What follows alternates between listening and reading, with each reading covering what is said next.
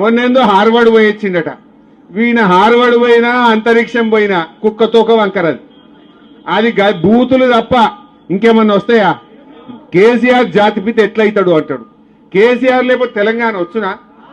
అసలు ఈ తెలంగాణ ఈ స్వరాష్ట్రం ఎట్లొచ్చింది? కేసీఆర్ త్యాగాలతోని ఆయన ఆమరణ నిరాహార దీక్ష పడితే మీరందరూ కూడా దీక్ష పట్టిరు కదా. తెలంగాణ కోసం మీరందరూ బయలుదేరలే రోడ్ల మీదకి. ఈ రేవంత్ రెడ్డి అని నన్ను ఒక్కనాడైనా జై తెలంగాణ అన్నాడా? ఈయన ముఖానికి తెలంగాణ తెచ్చిన దాంట్లో మీరు అమరులు. కేసీఆర్ ఇంతమంది కొట్లాడి మనం తెలంగాణ తెచ్చినాం. కేసీఆర్ లేకపోతే తెలంగాణ వచ్చునా? అసలు అది వచ్చబెట్టుకుని నువ్వు ఇలా కుర్చీలో కూర్చున్నావు. ఈయన కేసీఆర్ ముమ్మాటికి జాతిపిత, రేవంత్ రెడ్డి బూతు పిత.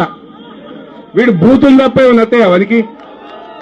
అదే నువ్వు ఇప్పుడు ముఖ్యమంత్రి అంటే ఏం మాట్లాడాలి? ఇగో నేను 4,000 పింఛన్ రేపటికెళ్ళి ఇస్తున్నా అని చెప్పాలి.